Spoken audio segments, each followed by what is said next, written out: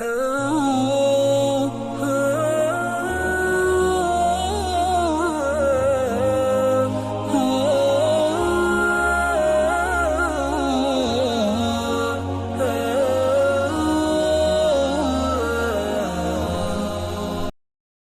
انہیں پریشر کیا گیا، انہیں کہا گیا کہ آپ دھوتی کو نیچے کریں، لیکن وہ تو حضرت عثمان غنی تھے اور انہوں نے جواب دیا کہ یہ اللہ کے پیارے رسول صلی اللہ علیہ وسلم کی سنت ہے، ان کا طریقہ ہے، میں ان جاہلوں کی وجہ سے حضور صلی اللہ علیہ وسلم کا طریقہ نہیں چھوڑ سکتا، مجھے تو اسی پر قائم رہنا ہے، کوئی مجھے حقیر سمجھے، ذلیل سمجھے، مجھے اس کی کوئی پرواہ نہیں ہے۔ حضرت حذیفہ ابن الیمان رضی اللہ تعالیٰ عنہ کے بارے میں لکھا کہ ایک مرتبہ انہوں نے ایک شہر کو فتح کیا، بعد میں جب بڑے بڑے لوگوں کو اریسٹ کر لیا گیا، گرفتار کر لیا گیا، کچھ لوگوں کو دسترخوان پر بلایا گیا کھانا کھانے کے لیے، تو دسترخوان لگا تھا، کھانا کھا رہے تھے۔ حضرت حذیفہ ابن الیمان رضی اللہ تعالیٰ عنہ کے ہاتھ میں لقمہ تھا، کھاتے کھاتے ایک لقمہ نیچے گر گیا، بس انہوں نے سنت کے مطابق لقمہ نیچے سے اٹھا کر کھانا چاہا تو ان کے برابر میں ان کا غلام کھڑا تھا، اور انہوں نے کہا صاحب یہ کیا کر رہے ہیں، لقمہ وہیں گرا دو، اسے نہ کھاؤ، کیوں؟ اور انہوں نے کہا کیا بات؟ کہنے لگے بڑے بڑے لوگ آپ کے دسترخوان پر موجود ہیں، اگر یہ دیکھیں گے کہ آپ نیچے سے لقمہ اٹھا کر کھا رہے ہیں تو آپ کو حقیر سمجھیں گے، برا سمجھیں گے کہ یہ کیا، اس آدمی کو کھانے کی بھی تمیز نہیں، یہ تو بہت گرا پڑا آدمی ہے۔ تو حضرت حذیفہ ابن الیمان رضی اللہ تعالیٰ نے جو جواب دیا سونے کے پانی سے لکھنے کے قابل ہے، انہیں جو جواب دیا حضرت حذیفہ ابن الیمان رضی اللہ تعالیٰ نے سونے کے پانی سے لکھنے کے قابل جملے ہیں، اور انہوں نے فرمایا کہ اترک سنت حبیبی لہؤلاء الحمقاء، ان بے وقوفوں کی وجہ سے میں اپنے محبوب کی سنت چھوڑ دوں، ان بے وقوفوں کی وجہ سے، یعنی مطلب یہ کیا یہ تکبر کرتے ہیں یا ایسے کاموں کو بڑائی سمجھتے ہیں؟ ہمارے سامنے تو اللہ نے ان کو عزت دی نہیں، ذلیل کر کے بیٹھے ہو کر یہاں بیٹھے ہیں۔ تو بات یہ ہے کہ اترک سنت حبیبی لہؤلاء الحمقاء، ان بے وقوفوں کی وجہ سے اپنے محبوب کی سنت چھوڑ دوں میں؟ تو یہ ہے بات کہ تکبر تو ان کے قریب سے نہیں گزرتا تھا، لیکن مکے والے جو تھے وہ تو تکبر کا پلندہ تھے، وہ تو برداشت نہیں کرتے تھے، اور رسول اللہ صلی اللہ علیہ وسلم کا مذاق اڑاتے تھے۔ نبی کریم صلی اللہ علیہ وسلم پیشاب کرتے تھے تو نیچے زمین پر بیٹھ کر پیشاب کرتے تھے، اور مکے والے کہا کرتے تھے دیکھو محمد کو عورتوں کی طرح پیشاب کرتا ہے، کیونکہ عورتوں کو نیچے بیٹھنا ضروری ہوتا ہے، کھڑے ہو کر تو نہیں کر سکتی وہ، تو اس لیے وہ بیٹھ کر پیشاب کرتی کہتے تھے دیکھو محمد کو یہ عورتوں کی طرح پیشاب کرتا ہے، یعنی مردوں کو پیشاب کھڑے ہو کر کرنا چاہیے، ایسا سمجھتے تھے وہ۔ لیکن نبی کریم صلی اللہ علیہ وسلم شرماتے نہیں تھے، حضور اکرم صلی اللہ علیہ وسلم تو جو اللہ نے ان کو طریقہ زندگی بتایا تھا اسی پر چلتے تھے، اور آپ کے صحابہ کی کیا بات ہے، وہ تو دل و جان سے آپ پر فدا تھے۔ صحابہ کرام کو تو بس اتنا ہی جاننا کافی تھا کہ اللہ کے نبی صلی اللہ علیہ وسلم نے فرمایا، یہ اللہ کے نبی نے کیا، یہ کہا ہے اور یہ کر کے دکھایا ہے، بس اتنا ہی ان کے لیے کافی ہوتا تھا، بس انہیں تو پھر کرنا ہوتا تھا۔ یہ تو ہمارے زمانے کے لوگ ہیں، ان سے بات کرو کہ یہ طریقہ حضور کا ہے تو کہتے ہیں نہیں صاحب یہ تو سنت مؤکدہ ہے، اور یہ سنت غیر مؤکدہ ہے، یعنی سنت بھی کہہ رہے ہیں اس کو، اور مؤکدہ اور غیر مؤکدہ۔ مؤکدہ کا مطلب ہے کہ یہ کام کرنا ہی ہے، ضروری ہے، اور غیر مؤکدہ کا مطلب ضروری نہیں۔ اب ایسا ضروری نہیں کیا ہے، ساری زندگی بدل ڈالی امت نے، یہ بھی ضروری نہیں، یہ بھی ضروری نہیں، یہ بھی ضروری نہیں۔ صحابہ کے یہاں یہ نہیں چلتا تھا کہ یہ ضروری نہیں، وہ تو میرے محبوب نے کیا بس، چاہے وہ عقل میں آتا نہ ہو کام، ضروری نہ ہو وہ کام، لیکن وہ تو کرتے تھے کہ حضور نے کیا تو ہمیں تو کرنا ہے۔ ایک صحابی کے بارے میں لکھا، حبشی آدمی تھے، وہ حبشیوں کے جو بال ہوتے ہیں وہ گھنگریالی قسم کے ہوتے ہیں، سیدھے بال نہیں ہوتے، تو وہ بیچارہ روزانہ حضور صلی اللہ علیہ وسلم کی نقل کرنے کی کوشش کرتا تھا۔ نبی کریم صلی اللہ علیہ وسلم کے جو بال تھے وہ بڑے کالے گھنے بال تھے، بڑے ریشمی اور نرم بال تھے، اور لمبے لمبے بال رکھتے تھے حضور صلی اللہ علیہ وسلم، اور بیچ میں سے مانگ نکالتے تھے، تو آدھے بال ادھر آدھے بال ادھر۔ اب جب اللہ کے نبی علیہ السلام کا نورانی خوبصورت چہرہ، दाढ़ी घनी भरी हुई और बाल भी बिल्कुल काले काले और लंबे लंबे बाल, खूबसूरत बाल, दूर से ही चमक लगती थी बालों के अंदर। अब वो जब बीच में से मांग नजर आती थी तो लोग दीवाने हो जाते थे देखकर कि क्या खूबसूरत चेहरा है, क्या खूबसूरत बाल हैं। तो ये साहबी सोचते थे, शीशे के सामने खड़े होते थे और शीशे के सामने खड़े होकर आधे बाल इधर आधे बाल इधर करने की कोशिश करते थे। अब हबशी आदमी, काला कलौटा आदमी, बाल भी घुंघरियाली। अब घुंघरियाली बाल तो सीधे होते नहीं। अब आजकल के तो सैलून भी नहीं थे वहाँ के, भाई वो कुछ लगा वगा कर सीधा कर ले। वो तो बेचारा रोज़ाना कंघा लेकर आधे इधर आधे इधर, मगर कोशिश फेल हो जाती थी, ख़त्म हो जाती थी, आखिर बाल नहीं होते थे। उसे बड़ी लगन थी कि हुजूर के जैसे बाल बनाऊं। हालांकि शरीयत में कहीं नहीं लिखा कि ये बालों का हुजूर के जैसे ऐसे बनाना ज़रूरी है कि साहब मांग होनी ज़रूरी, ये कहीं लिखा नहीं है, ज़रूरी नहीं। लेकिन वो साहबी कोशिश करते थे। समझ में बात नहीं आई तो उन्होंने एक दिन ये किया, लोहे की सलाई ली, आग में गर्म की और सर के बीच में को फेर दी। सारे बाल उड़ गए और बीच का हिस्सा जल गया। और फिर नमाज पढ़ने के लिए वो गए तो साहबा ने उनसे कहा, भाई ये क्या हुआ, आपका सर तो जल गया। कि नहीं, ये जला नहीं है, ये जलाया गया है। ये सर जला नहीं है बल्कि इसे जलाया गया है। साहबा ने पूछा, क्यों जलाया भाई? तो कहने लगे, मैं हुजूर सल्लल्लाहु अलैहि वसल्लम की जैसी मांग डालना चाहता था, मगर ये मेरे बाल सीधे नहीं होते थे, तो मैंने मांग डालने का ये तरीका इख्तियार किया है कि गर्म करके सलाई बीच में डाल दी। वो थे सहाबा, उन्हें इससे मतलब नहीं था कि ये काम हो सकता है या करना ज़रूरी है, ये करना ज़रूरी नहीं है। वो तो बस हुजूर को देखा और उन्हें नकल करनी थी नबी करीम सल्लल्लाहु अलैहि वसल्लम के जैसी। बात ये थी कि हुजूर अकरम सल्लल्लाहु अलैहि वसल्लम के सहाबा तो आपके ताबे थे, आजिज़ी, इनकिसारी, तवाज़ो। रिवायात में लिखा है कि नबी करीम सल्लल्लाहु अलैहि वसल्लम के घर एक शख्स मेहमान हुआ। आपके घर उसने खाना खाया रात को, और इतना खाया कि पेट में बदहज़मी हो गई और पेट फटने को तैयार हो गया, मगर खाता गया। मुसलमान आदमी तो नहीं था, ईमान वाला नहीं था, बस ऐसे ही आया था। और भी लोग थे मेहमान दूसरे लोगों के घरों पर। तो उसने रात को ज़्यादा खाया तो सारा खाना पाखाना कपड़ों में ही निकल गया रात को। मगर वो ऐसा जाहिल आदमी निकला कि सुबह को बजाय इसके कि बिस्तर को साफ करे, कपड़ों को साफ करे, सारा जू कतू उसने गंदगी छोड़ी बिस्तर में, भाग गया, सवेरा ही भाग गया। रसूलुल्लाह सल्लल्लाहु अलैहि वसल्लम नमाज पढ़कर तशरीफ़ लाए तो देखा बिस्तर मौजूद, आदमी गायब। तो हुजूर ने बिस्तर उठाया तो बदबू आ रही है बुरी तरह से, पाखाना बिखरा पड़ा है बिस्तर के अंदर। तो नबी करीम सल्लल्लाहु अलैहि वसल्लम ने किसी सहाबी से नहीं कहा कि भाई ये देखो क्या किया है, कैसा बेवकूफ़, नहीं, कुछ नहीं बोले, एक लफ्ज़ नहीं बोले। खामोशी से बिस्तर उठाया और पानी के पास ले जाकर उसे धुलना शुरू कर दिया, अपने हाथों से, अपने दस्ते मुबारक से ही धुलना। अपने बीवी को भी जहमत नहीं दी, अपने खादिम को भी जहमत नहीं दी। कई खादिम थे हुजूर के, उनको जहमत नहीं दी, सहाबा को जहमत नहीं दी, किसी के सामने उसका जिक्र तक नहीं किया कि मैं क्या काम कर रहा हूँ, बस खुद ही पानी से साफ कर रहे थे।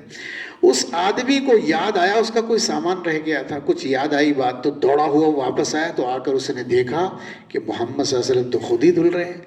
तो ये अल्लाह के नबी अलैहिस्सलाम की तवाज़ो थी।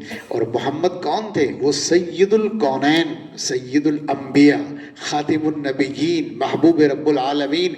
इतना बुलंद मर्तबा, सारे नबियों के सरदार, इतना बुलंद मर्तबा कि रहमतुल लिल आलमीन बनाकर दुनिया में भेजे गए, इतना बुलंद मर्तबा कि अल्लाह के महबूब। और हाल ये है कि मेहमान का पाखाना साफ कर रहे हैं।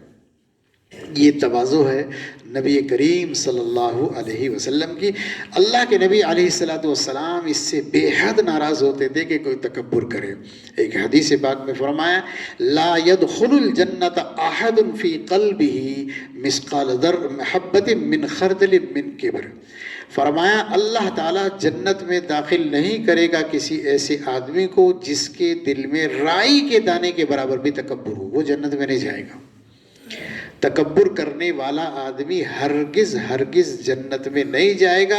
अगर ज़र्रा बराबर भी तकब्बुर दिल में मौजूद रहा और आदमी मर गया तो जन्नत में तो नहीं जा सकता। ये तकब्बुर ऐसी बीमारी है और अल्लाह ताला तकब्बुर करने वाले से ऐसा नाराज़ होता है। फिरौन ने तकब्बुर किया, कहता था अना रब्बुकुमुल आला, मैं तुम्हारा सबसे बड़ा रब हूँ, ऐसा कहता था, तकब्बुर का इजहार करता था। अल्लाह ताला ने सारी दुनिया के सामने उसे दरिया के अंदर गर्क कर दिया। اسی طریقے سے نمرود بڑا تکبر کرتا تھا، تو نمرود کا ایسا علاج کیا اللہ تعالیٰ نے کہ دنیا نے اس کا تماشا دیکھا ہے، دنیا نے اس کا تماشا دیکھا ہے۔ 400 سال تک اتنی بڑی بڑھیا حکومت چلائی اس نے، نمرود نے۔ وہ یہ سمجھتا تھا اپنے زمانے میں کہ زمین پر میرے سوا کوئی بڑا بادشاہ نہیں ہے، ایسا سمجھتا تھا، اور کہتا تھا کہ زمین پر تو میں ہی بادشاہ ہوں اور کوئی بادشاہ نہیں، ایسا کہتا تھا۔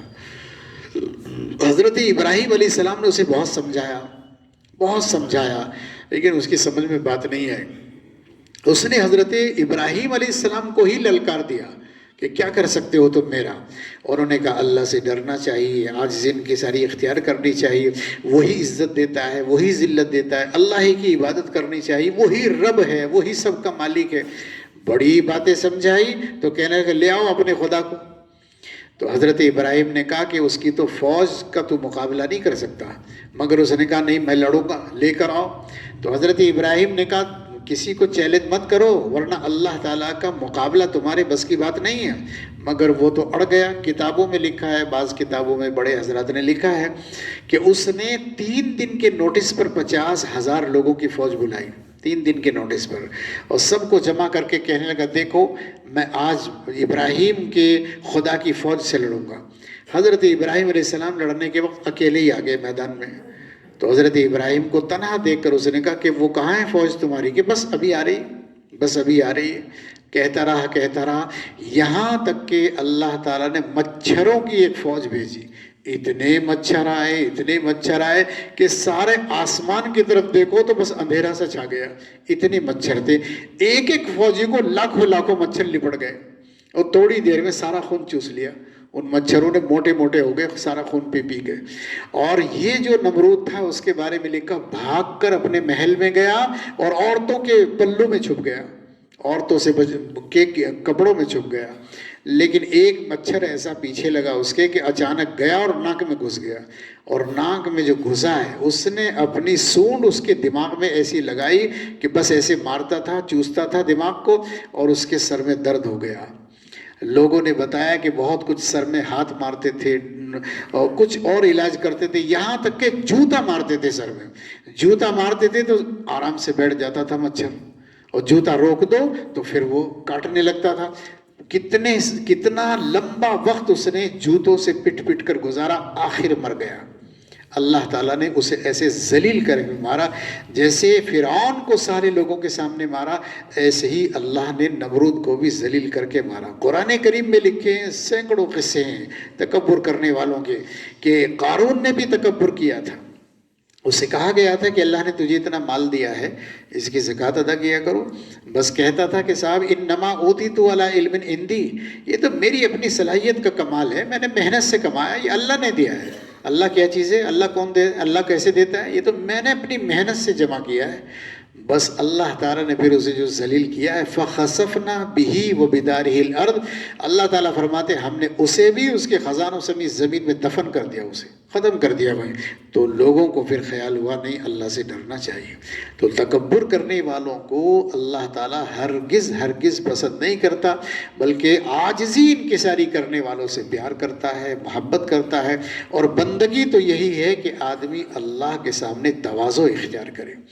حضور اکرم صلی اللہ علیہ وسلم کے نواسے حضرت حسین، امام حسین رضی اللہ تعالی عنہ کے بارے میں لکھا، ایک مرتبہ بیٹھے ہوئے تھے، ایک آدمی آیا اچانک باہر سے اور آ کر رونے لگا، اپنی فریاد سنانے لگا، اپنی مشکل مصیبتیں سنانے لگا۔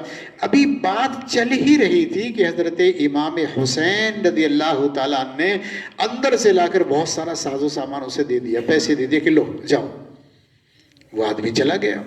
پاس بیٹھنے والے لوگوں نے کہا کہ امام حسین آپ بڑے آدمی ہیں، اس میں کوئی شک نہیں ہے، لیکن یہ آدمی آپ کے پاس آیا تھا تو آپ کو اپنا حال چال سنا رہا تھا، مصیبت سنا رہا تھا، تکلیف سنا رہا تھا، آپ نے اٹھایا اور اسے مال دے دیا اور اسے بھیج دیا۔ ہاں دینا تھا ٹھیک ہے، لیکن بات تو سن لیتے اس کی پوری۔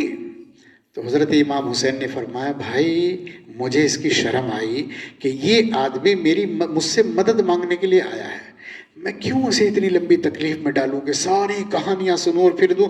بس مجھے تو دینا تھا، اسے لینا تھا، میں نے دیا اور اسے رخصت کر دیا۔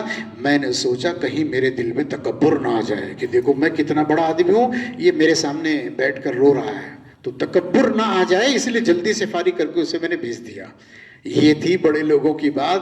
اللہ تعالیٰ کو ایسے بندے پسند تھے جیسے حضرت امام حسین رضی اللہ تعالیٰ عنہ۔ ہاں کبھی کبھی ایسا ضرور ہوتا ہے کہ بہت سے بندے صاف ستھرے ہیں، عاجزی انکساری کرنے والے ہیں، تواضع اختیار کرنے والے ہیں، مگر بہت سے تکبر کرنے والے لوگ ایسے ہیں کہ وہ عاجزی تواضع اختیار کرنے والے لوگوں کو ذلیل سمجھتے ہیں، حقیر سمجھتے ہیں۔